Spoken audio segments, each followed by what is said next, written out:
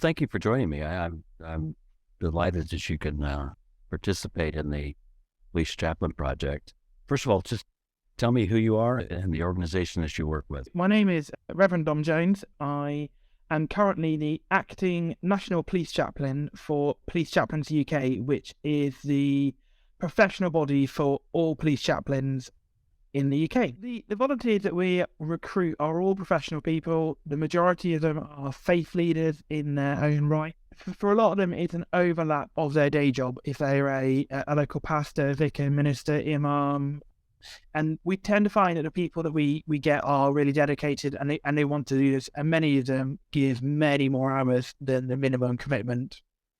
What do you think that they get from this that they are able to take back to their day job? This is kind of the front lines of stress testing your faith. I think so. I started as a volunteer chaplain before becoming a full-time lead, and for me, the opportunity to look after police officers and staff was incredible. The opportunity to care for those people who are caring for us on a day-to-day basis, keeping us safe, was fantastic.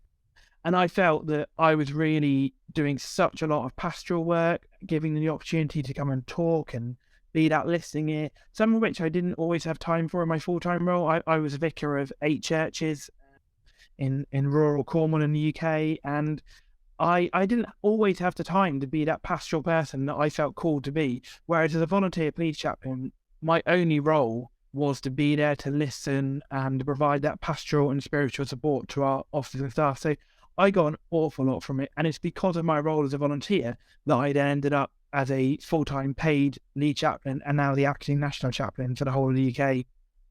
There's certain things that you have to switch on and off when you go from being a vicar to a chaplain. And what are those key things? When you enter the police force, it's its own world. It has its own language, and the whole way it works is completely different from being in a parish or church setting. So there's simply switching on the police mindset of, okay, right, I'm here in the police force. There are different ways that people will work and act here. So that's a very kind of manual adjustment. But I think there's also the fact that sometimes as the vicar or the pastor, people come to you for advice and they want answers. Whereas in the police force, I don't think that's always our role. Our role is to be, certainly in the UK, to be that listening ear, to offer them a confidential person that they can come and offload to. We're not here in UK policing to push our faith, to talk about our faith unless people want to. We are here to be that pastoral ear. There's a very different mindset from being the local vicar or pastor to being chaplain. You know, I see on TikTok, or not that I'm on TikTok very often, but you see, I guess, Christian youth doing sort of rants and so forth, and you just think that, well, they would not make a very good chaplain. I mean, they had to be able to just be able to listen to somebody is such a skill. There's so much of our role. I always like to describe it. It's about showing up and shutting up and being present for those conversations to happen. So this is a big week in the UK. What's the role of the chaplains going to be? I'm sure everybody would be interested to know. So I am assuming you're referring to the coronation of our kings. Yes. So the main role of the chaplains will be the chaplain for the Metropolitan Police Service, so obviously up in London, and the main role of those will be to be there for the thousands of police officers who will be policing the coronation, and to be that smiley face, to offer them sometimes just a smile that they might not be getting on a long shift. The role of the chaplain in these events is to be present, to be a smiling face, perhaps very practical sometimes, to be there with water, sometimes even sweets help to pick up the blood sugars after a long day on the street. But it's very much about making sure people know their chaplain is present. And if they need to talk, then we're going to be here. But actually, you tend to find that the big events, most people are in really good moods. They're happy. They want to be there because it's an amazing thing to be part of. And the chaplain's role is almost to be flying the flag for chaplaincy and saying, look, we're here for you when things aren't so good. So I would expect the chaplains of the Metropolitan Police Service to be out and about, to walking the streets in the stations where the officers are, and to be present for them. Perhaps even having the kettle on as well at the end of the shift, so that there's a cuppa waiting for them. Yeah. What was the last time that there was a national sort of event that really shook the foundations of the police force? I think, of course, the terrorist attacks that have happened over the years, they are major events that shake UK policing and require a large response for our police officers and our chaplains. But actually, on a day-to-day basis, there's an awful lot going on in local police forces on the ground, big events that are requiring chaplains to be there to support their local officers. So we are very much locally based, I say, within the UK. There's such a political divide, and it becomes such a point of contention. How do you manage that? I think a chaplain's role is to not get involved in that, to stay well out of that, to try and be as impartial as they possibly can, and just to remember our core purpose, which is to be here for our police officers. And there's people paid much more than we are to look after all that politics and get involved in that. I think for us, we need to remember what's the core role of being a chaplain. Who are we here to serve? And serve those people, and keep out of that messy area, keep out of the weeds, and just serve as we've been called to do so. Well, tell me a little bit about yourself. When you were a youngster, would people have noticed the seeds of a chaplain? Were you a peacemaker on the playground, or did you? I've always felt a vocation to be ordained to be a priest within the Church of England. That has been with me for an awful long time in my life.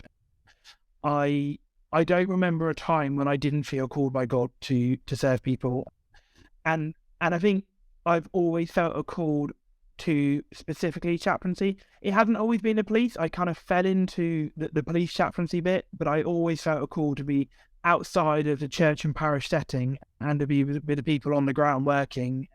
So throughout my ordination training, theological college, I was exploring different chaplaincies, be it in schools, in universities, in healthcare, even in the armed forces, because I had that real desire to get outside of the church walls and to serve people on the ground. And that has ended up being police chaplaincy. So yeah, I think growing up, there was definitely a call to serve God, and a call to get outside of the church building and to serve people where they are at work, doing their incredible jobs on a daily basis. Rather than saying, come to me, come to my church, I say, well, let's go to you. Let's take the love of God to you where you are. It's also the case that in chaplaincy, if you're dealing with people that have some kind of tragedy, potentially the worst day of their life, and there's a real possibility that even someone of faith is going to lose that faith in this tempest. And what do you say to somebody who says, I can't do this anymore, or I don't, why would God do this to me? Do you know, that's, as you know, that is the impossible question to answer. And a lot of the time, I will just sit alongside them and say, I completely see where you're coming from. I think at those times, my role is not to come in with some big theological conversation, but what I can say to them is that I get where you're coming from. I completely understand it. All I can say to you is the God that I believe in is wrapping his loving arms around you at the moment and holding you as tight as possible. Let's deal with everything else afterwards. Let's deal with all the conversations about how God allows this to happen or doesn't allow this to happen. Where's the evil? All I can tell you at this point is that the God that I know and love, who loved and created you, is holding you as tight as possible as you go through the worst time possible. One of the, I guess, the sayings in Britain is remain calm, carry on. And for people that are in the Blitz, that's a really good, it's a good piece of advice. it isn't probably as good over the long term when people are experiencing, day to day stress, things start building up. You have to kind of fight. You have to fight the queen and her. I mean, she was wonderful at sort of remaining a stiff upper lip, soldiering on through all these things. It was just what the nation needed. But on an individual level, police officers have to be able to ask for help, and soldiering on may not be the thing that is most needed. I think the role of the chaplain is to say to people, look, it's okay to not be okay, and to create that safe space where they feel able to be heard and to speak. And one of the roles of our volunteer chaplains is to be a regular visitor to their police station. So they will go in, week out, build that relationship and build that trust with other officers so that they feel that they can talk to them. We often say that the purpose of a chaplain coming in every single week is to build relationships during peacetime so that come the time of war, you know who your chaplain is. And I feel it's our regular visiting, it's a building that trust, it's showing that we're interested in your life, that we are a safe person for you to speak to, provide that opportunity for someone to open up and to offload. And yeah, a massive role has to be saying to people, look, you don't have to soldier on. You need to ask for help. And yeah, it's okay to not be okay. It's okay to reach out, and we're here to help you with that. And we can signpost you on to professionals if we need to. But we're here when you're ready to take that first step. And an awful lot of work of us as chaplains, and actually the wellbeing teams and the occupational health teams and police forces, is breaking down that barrier and saying, look, the bravest thing that you can do is to ask for help. When the pandemic hit, you had to sort of everybody was sort of playing it by ear. Did some of your being a chaplain involve just telephone calls at that point? And then does that work? It involved an awful lot of what we're doing today, so video calls, and a lot of virtual not face-to-face stuff. Does it work? It's okay. It's not the same as being present in a room with someone. However, it provided a good alternative. So if the only option was to do nothing and say, well, we can't see you because of the pandemic, if that was the only option, then that would be terrible. But the option to say, look, let's jump on a video call and be present with each other, it was an okay option. And it's something that now has become a tool in our toolkit going forward, is to have that option of video calls with people. I did use telephone calls a little bit, but I found that actually being able to see someone, even on a screen, was so much more helpful, because you can pick up some of the body language, you can see when a person's visibly upset. So yeah, I think the pandemic, there was an awful lot of time spent in an office in front of a computer screen with a webcam, listening to people. But actually, that made sure that we were able to say, we're still here, we've not gone away. And we found innovative ways to reach out to people, and we made video blogs and put out messages regularly. We use YouTube, any way that we could get to say, look, your chaplains are still here for you, but we're just keeping us and you safe. And as soon as it was safe to do so, we were back to socially distanced meetings, face-to-face, even going for walks together, so that we could provide that pastoral care face-to-face, because you can do that out on a walk, socially distanced. We were, as soon as it was possible, we were back to face-to-face, and that will always be my preference. However, I think the use of video conferencing, which just didn't seem to exist pre-pandemic, is fantastic, and we now always have that option. So if somebody says to me, look, I really need to see you quickly, and they're at the other end of my police force, and I know that I just can't get it today or even for the next couple of days, I can say, look, why don't we have a video call? Let's have half an hour online, and then I'll come and see you face to face in a couple of days' time. So it's definitely a really useful tool now that the pandemic's given us. when the pandemic first hit, if there was you were masking, you had to distance. I mean, it just seemed like, wow, if this is the new normal, this is just, it was so, I don't know, depressing. It's like, oh my gosh, people are going to fall apart, and people that are not used to being separate from other people. Was that a problem that you had to address? Whereas, first of all, now you have police officers who are, kind of stuck in the house, not stuck, but you're now with your family, and there's maybe more domestic problems. And was there a new crop of problems that came out of that? I think, like the rest of the world, we experienced all sorts of issues with the pandemic, and that lack of physical touch and contact with people was a big issue. For me, I really noticed an issue around bereavement, particularly as we were coming out of the pandemic, that people didn't have the opportunity to grieve and to say goodbye to their loved ones in the way that they should have done. And so I spent an awful lot of time as we began coming out of the pandemic dealing with grief and bereavement and helping people go through rituals, be it memorial services, funeral services, and helping them say goodbye to their loved ones, because that for me was such a brutal part of the pandemic, that funerals were so limited and people weren't able to have that time to say goodbye. So yeah, as we came out, that was one of the things that I really noticed, was our officers and staff just not having had the opportunity to say goodbye to the loved ones that they lost. Well, a couple more questions. When you have obviously seen a lot more tragedy than you would have otherwise seen. You've seen people just in the worst possible place. And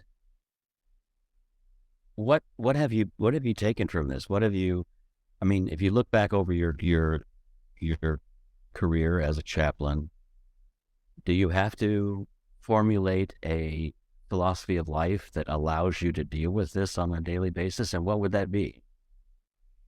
I think your faith can't help but change when you become a chaplain, because of what you're seeing on a day-to-day basis, and particularly within the police. And so, yeah, my faith has dramatically changed since I became a chaplain, and I think it continues to change on a day-to-day basis. The one thing that stays strong is my belief in God and His love for me. But yeah, my philosophy, my theology, all of that changed and adapted. And I think over the years, I've had to become a lot more inclusive in the way that I work and the way that I care for people, because the world that I'm in day to day is an incredibly inclusive environment, and I found really challenged by some bits of my faith, and had to really do some hard thinking and praying to kind of say, okay, what is God saying in this situation? How do I minister it to these people? And I think the tragedy that you're part of on a day-to-day basis, that's going to challenge your faith and change your faith. And I always find that when people go through personal tragedy, they either lose their faith completely, or their faith becomes stronger. And I think as a chaplain, often losing your faith is not a particularly good way to go. But if you can cling on to God in the mess of everything that's going on, then your faith's only going to grow. And if you can cling on to that promise that God is with you and holding you and those that you care for, then that's going to help in your work. And I think that's what I have to do, is whatever's going on, whatever the mess is going on, whatever's out there, I have to cling on to my faith and know that it's only through my faith that I can offer the care to the officers and staff that I care for. Thank you so much for joining us. Now, I thank you so much, because it's fascinating to reach out to people across the world, really, and to have those opportunities to speak and to share our experience. Please Chaplains UK, which is our national body, we've got around about 450 chaplains across the UK, so I'll certainly be able to promote it. And there's there's a number of us who, like me, do this as our full-time job. So it's very different from what I can gather to how the US is set up. And in time, I would love to know more about the US police chaplaincy, because it just seems completely different to how we run here in the UK. Well, it is different. It is more maybe of a Wild West, but the people that I've met through chaplaincy have given me so much inspiration. I mean, they're just, they are these pillars of their community, and just good people. And so it's always wonderful to meet a new chaplain, and I appreciate it. Lovely to meet you. Thank you so much. Bye-bye. Bye-bye.